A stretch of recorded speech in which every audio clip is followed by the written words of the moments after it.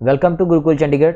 मैं हूं आपका दोस्त मनीष। आज अगेन हम लोग सेकंड पार्ट लेके आए हैं। पहली वीडियो में मैंने आपको 50 क्वेश्चन बताए थे जो बार बार हमारे पास रिपीटेड होते हैं, ठीक है, एग्जाम्स में पॉलिटी के रिलेटेड। और सबसे इंपॉर्टेंट चीज़ अगेन इसमें भी कि मैंने बताया था कि हम लोग सारे के सारे क्वेश्चन जो 1000 का टारगेट रखा वो सारे के सारे हम लोग प्रीवियस क्वेश्चन जो बार बार एग्जाम्स में रिपीट होते हैं उन्हीं को ही डिस्कस करेंगे। तो स्टार्ट करते हैं वीडियो को। तो फर्स्ट है हमारे पास the constituent assembly of the India held its first meeting on. तो पहली मीटिंग उन्होंने कब रखी थी? तो वो मीटिंग कब रखी थी? 9 दिसंबर 1946 को। तो बड़ा इंपॉर्टेंट क्वेश्चन। आगे बढ़ते हैं। Which one of the following acted as the provincial president of the constituent assembly. तो Sachchidanand Sinha was the first provisional president of the constituent assembly. तो एक और हमारा इंपॉर्टेंट क्वेश्चन। नेक्स्ट है हमारे पास the constituent assembly elected on 11/12/1946 as its permanent chairman. तो Rajendra Prasad was the constituent assembly के जो इलेक्टेड परमानेंट चेयरमैन थे वो कौन थे? राजेंद्र प्रसाद। नेक्स्ट है हमारे पास who elected the chairman of the drafting committee of the constituent assembly. तो drafting committee of the constituent assembly के चेयरमैन कौन थे? Doctor BR Ambedkar. The chairman of the drafting committee to prepare a draft constitution of India was doctor BR Ambedkar. Name of doctor BR Ambedkar is associated with which one of the following. तो किसके साथ associated होता है उनका? Chairman drafting committee. Who among the following was the member of the drafting committee. तो drafting committee के member कौन कौन थे? तो BR Ambedkar, Gopalacharya Ayyangar and Alladi Krishnaswamy. Next है हमारे पास many provision in our constitution has been borrowed from the government of India act. तो कौन सा गवर्नमेंट ऑफ इंडिया एक्ट था? 1919। तो 1919। तो अगेन बड़ा ही इंपॉर्टेंट क्वेश्चन। नेक्स्ट है हमारे पास the government of India act 1990 introduced a system of diarchy in the province. तो इस चीज का डायरकी का मतलब क्या है हमारे पास? ड्यूअल या डबल गवर्नमेंट। तो क्या कहते हैं इसको? Double government. When was the constituent assembly establish to form the constitution. तो कॉन्स्टिट्यूएंट असेंबली कब एस्टैब्लिश करी गई थी ताकि कॉन्स्टिट्यूशन बना सके, संविधान को बना सके? तो 6 दिसंबर 1946 को। The constitution of India was adopted on 26 नवंबर 1949। तो 26 नवंबर 1949 को कॉन्स्टिट्यूशन ऑफ इंडिया को अडॉप्ट किया गया था। और नेक्स्ट है हमारे पास the constitution of India came into force. तो फोर्स में कब आया, मतलब पूरी तरह से इंप्लीमेंट कब हुआ था? 26 जनवरी 1950, जिससे हम लोग रिपब्लिक डे भी सेलिब्रेट करते हैं। Time did the constituent assembly take to prepare the constitution of India. कितना समय लगा था संविधान को बनाने में? तो 2 साल 11 महीने और 18 दिन में संविधान पूरा कंप्लीट किया गया था। Who had given the idea of the constitution for India of all. ठीक है, तो MN रॉय ने आइडिया दिया था। The constitution of India is written and bulky document. Constitution framed by committee consisting of the people representative is called as written constitution. Constitution which provides for a series of semi-autonomous states joined together as a nation is, उसे क्या कहते हैं हम लोग? Federal constitution कहते हैं। Centralisation of power is an important future. तो power का एक जगह संगठित होना या सेंट्रलाइजेशन होना, उसको वो किसका फीचर है हमारे पास? फेडरल कॉन्स्टिट्यूशन का एक फीचर है। Constitution which can be amended by simple act of the legislature. जो मतलब ईजिली है जिसको हम लोग क्या कर सकते हैं? चेंजेस कर सकते हैं, अमेंड कर सकते हैं। जो मैंने पहले वीडियो में भी बताया, तो वो कौन सा होता है constitution? Flexible constitution. Which one of the following provisions of the constitution came into force soon after its adoption on 26 नवंबर 1949। तो provisional parliament, provisions relating to citizenship and election, ये उसी वक्त ही प्रोविजंस को हम लोगों ने अडॉप्ट कर लिया था। India has been described under article 1 of the constitution. तो भारत को आर्टिकल 1 के तहत क्या बोला जाता है? Union of the state. तो आर्टिकल 1 स्टार्ट ही कहाँ से होता है हमारे पास? Union of the states.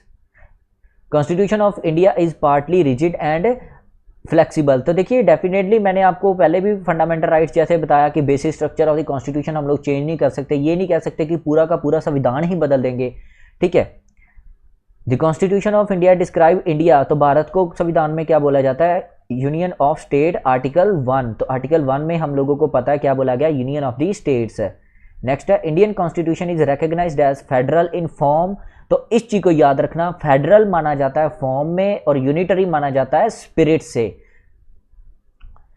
The feature common of both Indian and American federation, तो अमेरिकन और इंडियन फेडरेशन का जो एक फीचर जो दोनों में कॉमन है वो कौन सा है, supreme court to interpret constitution, कि सुप्रीम कोर्ट इंटरप्रेट कर सकती है कॉन्स्टिट्यूशन में, ठीक है, वही ध्यान रखती है कि अगर कि जो लॉ पास किया गया क्या वाकई ही वो पास होना चाहिए, अगर मतलब क्या कॉन्स्टिट्यूशन के अगेंस्ट तो नहीं है, वो सारी चीज़ें सुप्रीम कोर्ट देखती है।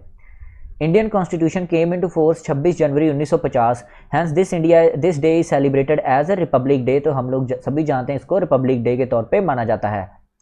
26 January was selected as the date of for the inauguration of the constitution because, क्योंकि कांग्रेस इस दिन को क्या ऑब्जर्व करती है, 1930 में इस दिन को इंडिपेंडेंस डे के रूप में ऑब्जर्व किया गया था।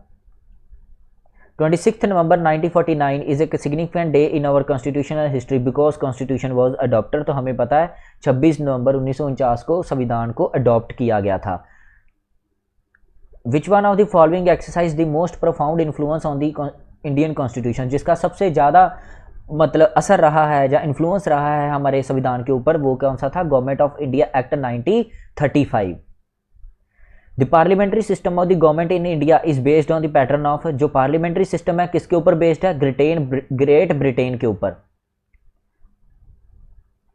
To whom does the people of India give the constitution, संविधान जो पीपल ऑफ इंडिया है उन्होंने कॉन्स्टिट्यूशन किसको दिया, तो वो खुद के लिए, ये प्रियम्बल में हम लोग सारा पढ़ेंगे।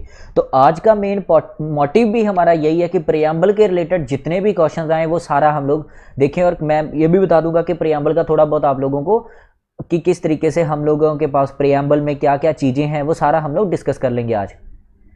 The beginning word we in the preamble refers to the citizen of India, तो प्रियम्बल देखिए बात करते हैं अब हम लोग प्रियम्बल की। तो प्रियम्बल है क्या एक्चुअल में, देखिए प्रियम्बल हम लोग ये कह सकते हैं कि एक तरह से इंट्रोडक्शन है, जैसे किसी किताब में हम लोग प्रीफेस होता है ना, उसी तरीके से हमारे संविधान का ये प्रियम्बल प्रीफेस है या इंट्रोडक्शन है, ठीक है।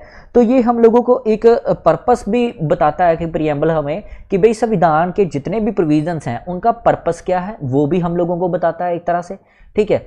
अगर हम लोग सुप्रीम कोर्ट के अकॉर्डिंग देखें तो उन्होंने सुप्रीम कोर्ट क्या कहता है कि प्रियम्बल क्या है, हम लोगों को एक तरह से जो माइंड्स थे मेकर ऑफ द कॉन्स्टिट्यूशन के जो जिन्होंने बनाया उनके माइंड, उनके आइडियोलॉजी, उनके आइडियाज को रिप्रेजेंट करता है हमारा प्रियम्बल, ठीक है। तो ये बड़े इंपॉर्टेंट चीजें हैं जो हमारे प्रियम्बल के रिलेटेड आती हैं। तो प्रियम्बल स्टार्ट कहां से होता है, we the people of India, ठीक है। तो कहां से स्टार्ट होता है हमारा, we the people of India से हमारा प्रियम्बल स्टार्ट होता है। तो इस चीज़ को याद रखना अच्छे से, आगे सारा डिस्कस करते जाएंगे, जो जो पार्ट आता जाएगा उसी के अकॉर्डिंग हम लोग आगे देखते जाएंगे। तो प्रियम्बल मैंने बताया एक तरह से जैसे किसी किताब की इंट्रोडक्शन होती, प्रीफेस होती, वैसे ही हमारा प्रियम्बल है, ठीक है। The important test to identify the basic feature of the Indian constitution, या फिर हम लोग कह सकते हैं कि क्या है बेसिक फीचर को जो बताता है कि भाई इस संविधान में क्या क्या चीज़ें हैं, वो हमारा क्या है, preamble. The preamble to the constitution contain fraternity, democratic and sovereignty. देखिए अगर मैं बात करूं इस चीज़ की, ठीक है, तो वो कहता है we the people of India having solemnly resolved to constitute India into a sovereign socialist secular democratic republic and to secure to all its, तो SSDR हमारे पास यहाँ पे आता है सॉवरन, ठीक है, socialist, secular, democratic and Republic, जो कि हम लोगों को क्या सिक्योर, हर एक सिटीजन को, नागरिक को क्या प्रोवाइड करता है, जस्टिस, ठीक है, जस्टिस प्रोवाइड करवाता है, ठीक है, और हमारे पास लिबर्टी, ठीक है, जस्टिस किस लेवल पे, चाहे वो पॉलिटिकल है, इकोनॉमिक है, चाहे सोशल है, liberty of thoughts, expression, belief, faith and worship.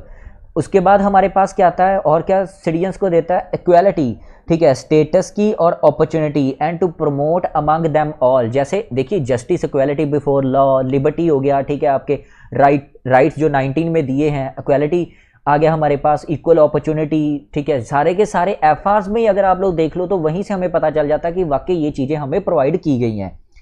Fraternity हमारे पास आ गया, अगला वर्ड है हमारे पास, तो ये थोड़ा थोड़ा मैं आप लोगों को बता देता हूँ। फ्रेटर्निटी मतलब डिग्निटी ऑफ द इंडिविजुअल, तो ये हम लोगों को प्रोवाइड करवाता कौन, हमारा प्रियम्बल में, ठीक है। तो ये सब कुछ हमें बताया गया है। नेक्स्ट है India is A sovereign socialist secular democratic, SSDR in the Indian constitution the expression occurs in, तो ये कहाँ पे आता है, तो मैंने अभी बताया ये प्रियम्बल में हमारे पास आता है। The preamble to the constitution declare India as the, again same वही चीज, SSSDR। The preamble of the Indian constitution has been amended so far, कितनी बार अभी तक प्रीएम्बल को इन्होंने अमेंड किया? सिर्फ केवल एक ही बार, और वो भी अमेंडमेंट थी 42nd कॉन्स्टिट्यूशनल अमेंडमेंट एक्ट 1976 के तहत ही इसको चेंज किया गया था। तो छोटी सी चीज़ मैं बता देता हूँ कि भाई ये अमेंडमेंट हुई क्यों। इसके साथ एक केस है हमारे पास रिलेटेड, बेरूबारी केस हुआ था वर्सेस यूनियन केस। अगर मैं बेरूबारी केस के बारे में बात करूं, बेरूबारी केस वर्सेस यूनियन 1960, तो इसमें सुप्रीम कोर्ट ने क्या कहा था कि preamble is not a part of the constitution, ठीक है, कि प्रीएम्बल कॉन्स्टिट्यूशन का पार्ट नहीं है, ठीक है। और इसी के तहत उन्होंने कहा था कि अगर वो पार्ट ही नहीं है तो उसी के बिहाफ पे पार्लियामेंट के पास ये भी पावर नहीं आती कि वो प्रीएम्बल को किसी भी तरीके से अमेंड कर सके, अपनी कौन सी पावर यूज करके, आर्टिकल 368 की पावर को यूज करके इसको अमेंड कर सकें, ठीक है। लेकिन जब बाद में बात करें केशव नंदा भारती केस में, केशव नंदा भारती केस में वर्सेस केशव नंदा भारती वर्सेस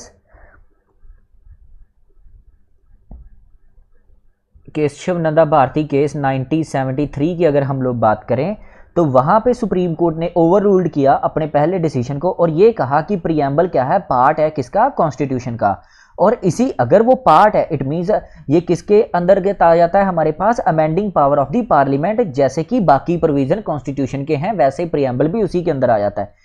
लेकिन हम लोग बेसिक स्ट्रक्चर ऑफ कॉन्स्टिट्यूशन को हम लोग डिस्ट्रॉय नहीं कर सकते, ठीक है, उसको चेंज नहीं कर सकते, तो इस चीज का ध्यान रखना। तो ये दो केसेस थे, एक तो बेरूबारी केस जिसमें उन्होंने कहा था कि पार्ट नहीं है, और दूसरा केशव नंदा भारती केस जिसमें कहा था ये पार्ट है तो ये उसके प्रोविजंस में आता है, ठीक है। आगे बढ़ते हैं हम लोग।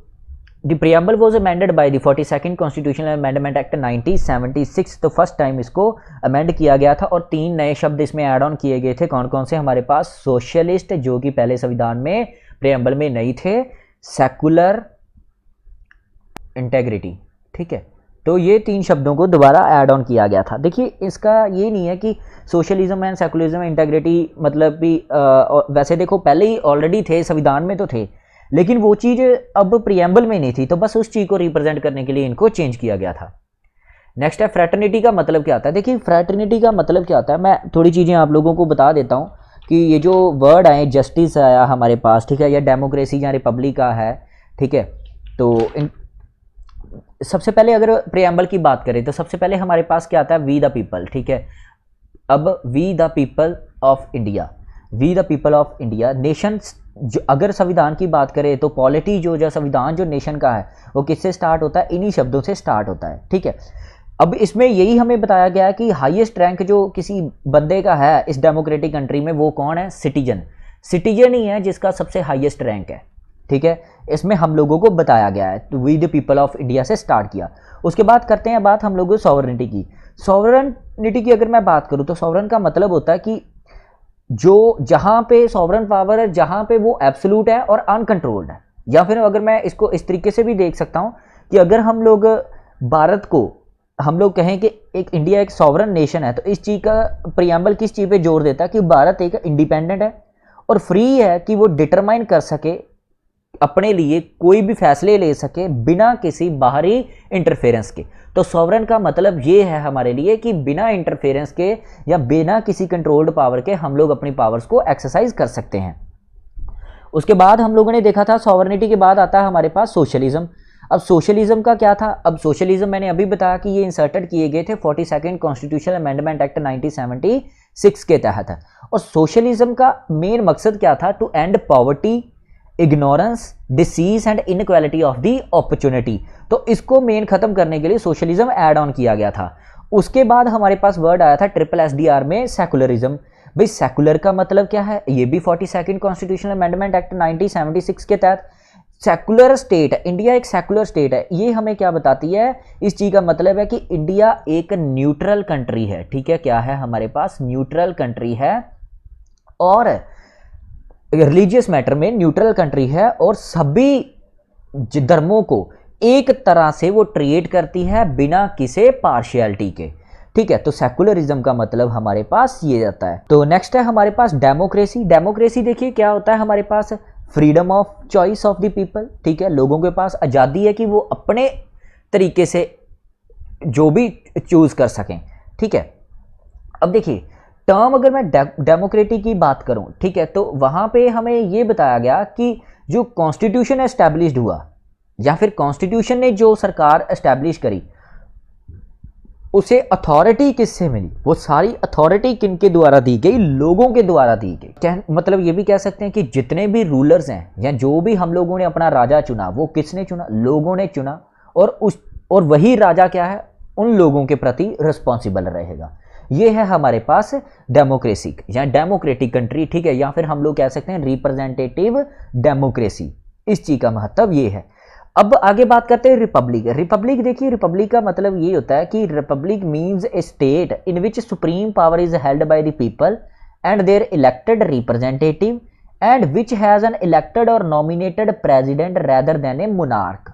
समझ आई ये चीज। मतलब रिपब्लिक का मतलब वो स्टेट जहां पे सुप्रीम पावर किनके पास है, लोगों के पास है, और उनके द्वारा जो इलेक्टेड किए गए चुने गए रिप्रेजेंटेटिव के पास है, और उस स्टेट में एक या तो चुना हुआ या फिर नॉमिनेटेड राष्ट्रपति है जो कि फिक्स टर्म के लिए रहता है।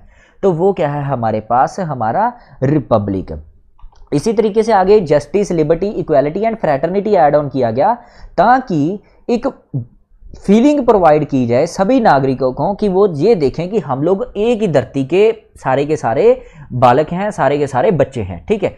तो स्पिरिट ऑफ ब्रदरहुड के लिए हमें फ्रेटर्निटी को ऐड ऑन किया गया।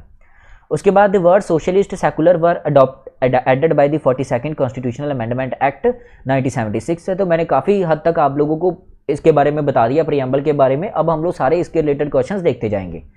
Liberty in our preamble doesn't include, देखिए लिबर्टी में मैंने अभी आप लोगों को बताया था कि लिबर्टी में हमारे पास क्या क्या आता है, थॉट्स की, एक्सप्रेशन की, बिलीफ, फेथ एंड वर्शिप। तो क्या नहीं आया हमारे पास, एक्शन नहीं आता। तो हमारे पास थॉट्स के लिए लिबर्टी है, ठीक है। देन हमारे पास बिलीव, हमारा विश्वास, हमारे एक्सप्रेशन, ठीक है, हम लोग अपने धर्म के प्रचार के लिए एक्सप्रेस कर सकते हैं। देन फेथ, वर्शिप, ये सारा हमारे पास कहाँ पे आता है, हमारे लिबर्टी में प्रीएम्बल में मेंशन किया गया है। ओके, नेक्स्ट है हमारे पास अगला क्वेश्चन देखते हैं। Which among the following is an aid to the statutory interpretation. तो वो कौन सा हमारे पास, प्रीएम्बल।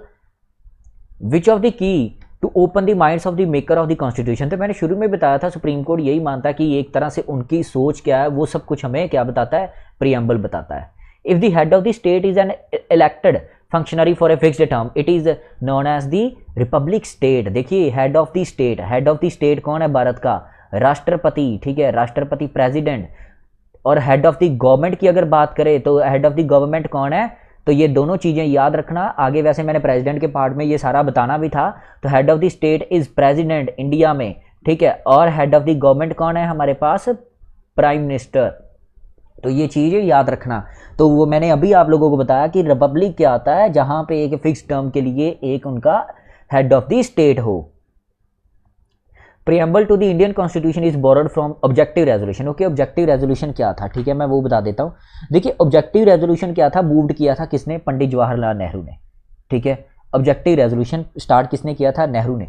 और पास किन्होंने किया था, कॉन्स्टिट्यूएंट असेंबली ने। किस तारीख को कॉन्स्टिट्यूएंट असेंबली ने, 22 जनवरी 1947 को इसको कॉन्स्टिट्यूएंट किया था, कॉन्स्टिट्यूएंट असेंबली ने पास कर दिया था।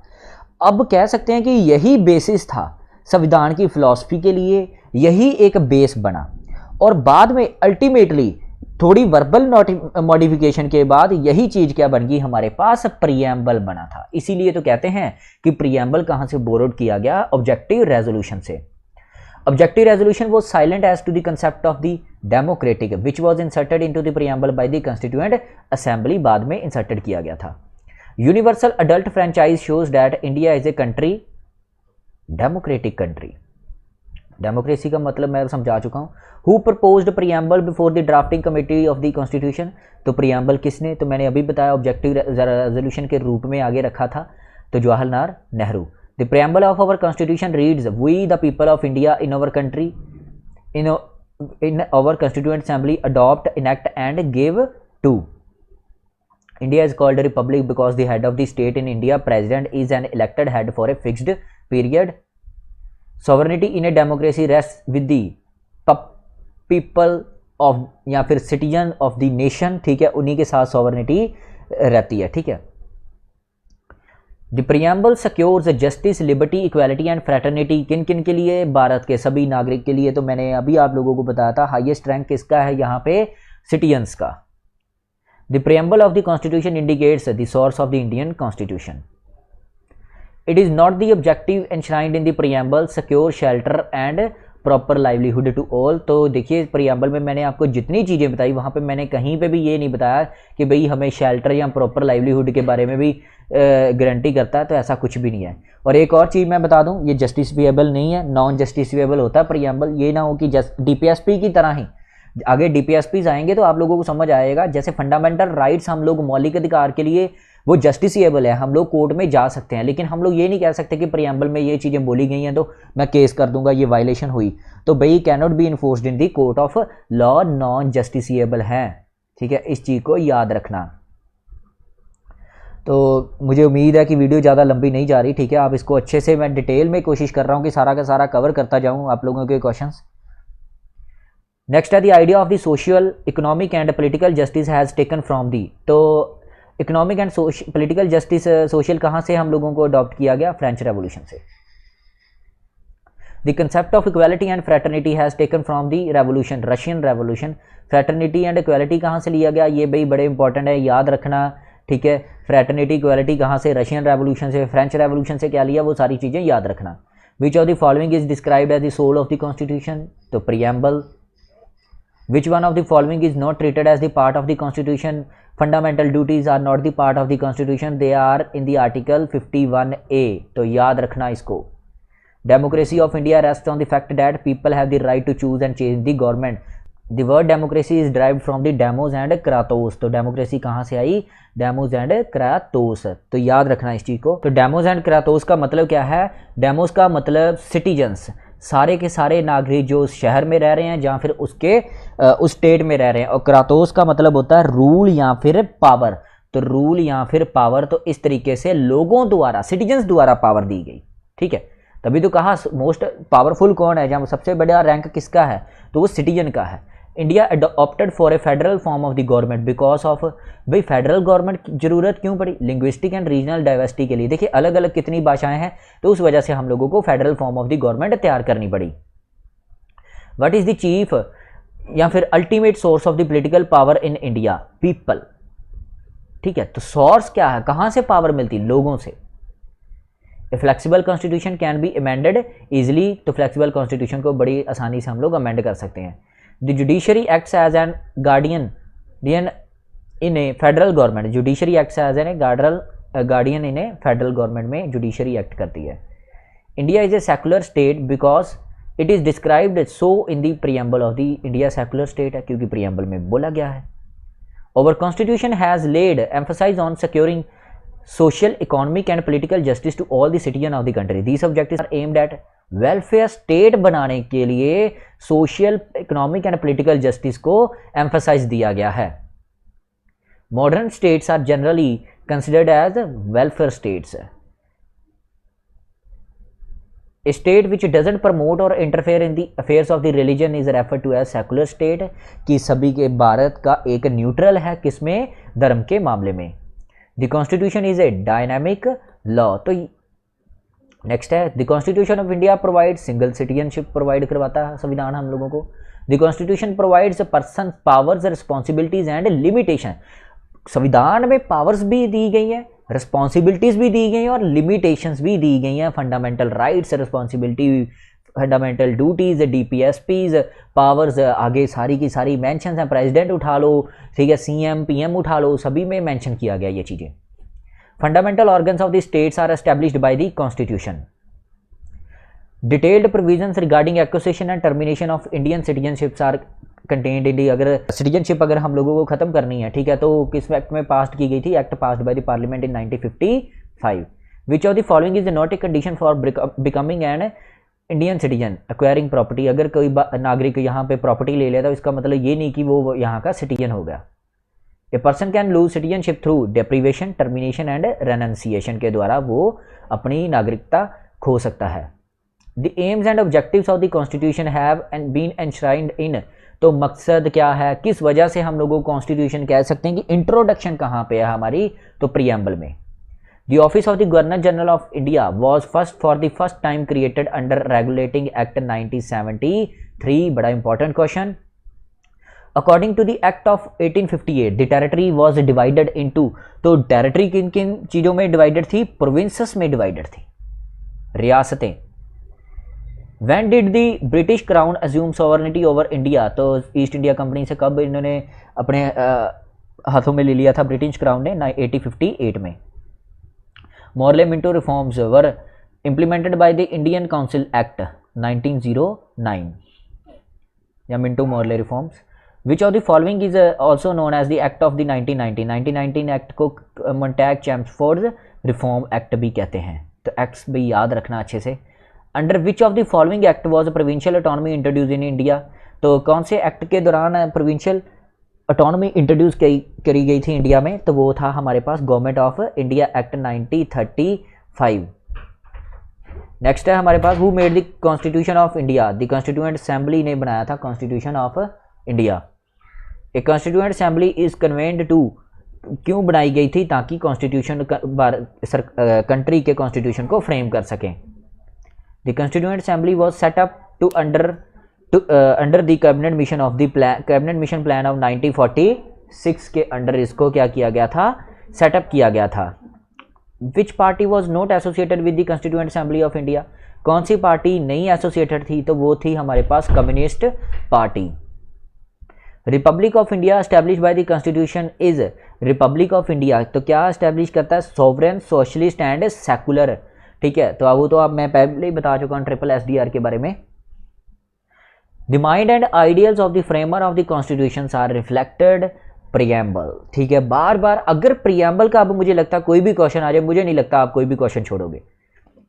इन our constitution which what justice is not given to the citizens, technical justice is not given to the citizens. Amend का मतलब क्या है हमारे पास, रिमूव डिफिकल्टीज, अगर कोई इसी तरीके से डिफिकल्टी आती है उसको हटा सकते हैं। इनेक्ट का मतलब क्या है, पास ए लॉ, किसी लॉ को पास करना, वो होता है enactment of a law. Who advocated gram swarajya for the growth of the villages, Gandhi ji ने ग्राम स्वराज का को एडवोकेट किया था। Purna Swaraj was declared as the goal of the Congress on December 1929 in Lahore session के दौरान पूर्ण स्वराज को डिक्लेयर किया गया था। ओवर कॉन्स्टिट्यूशन प्रोहिबिट्स अनटचेबिलिटी, वैसे तो बहुत तरह से ये प्रोहिबिशंस हैं, लेकिन ये ऑप्शन में होगा तभी अनटचेबिलिटी का आया है। The constitution declared India as a republic on 26 January 1950, जिसको हम लोग रिपब्लिक डे के रूप में मनाते हैं।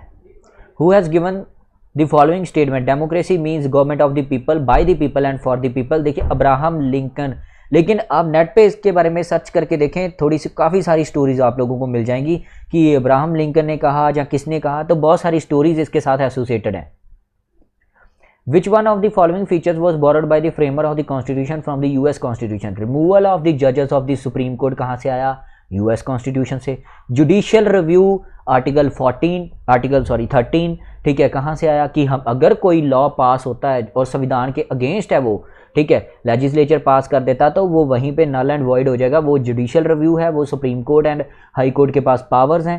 Then fundamental rights, again US bill of right के रूप में वहाँ पे दिया जाता है, bill of rights of the US constitution. तो ये सारी इंपॉर्टेंट चीज़ें हैं जो यूएस कॉन्स्टिट्यूशन से हम लोगों ने ली। The ideals of the liberty, equality and fraternity enshrined in the preamble of the constitution were adopted under inspiration from French Revolution से। Definitely liberty, equality and fraternity हम लोगों ने कहाँ से ली थी, फ्रेंच रेवोल्यूशन से। तो ये सारे थे हमारे प्रीएम्बल एंड फर्स्ट पार्ट के रिलेटेड फर्स्ट के क्वेश्चंस, ठीक है। फर्स्ट चैप्टर जो हम लोगों ने एक्ट्स हो गए, देन प्रीएम्बल हो गया। तो मुझे उम्मीद है कि हम लोगों के पास अब प्रीएम्बल या एक्ट के रिलेटेड क्वेश्चन आता तो हम लोग नहीं छोड़ेंगे। तो वीडियो लाइक करके कमेंट करके बताएं कैसी आपको लगी, शेयर करें इसको, ठीक है। तो आगे सेकंड थर्ड पार्ट के लिए भी जुड़े रहें। बेल आइकन मुझे लगता है आप लोगों ने सब्सक्राइब कर लिया होगा, तो नहीं किया तो जल्दी से सब्सक्राइब कर लें। Thank you so much.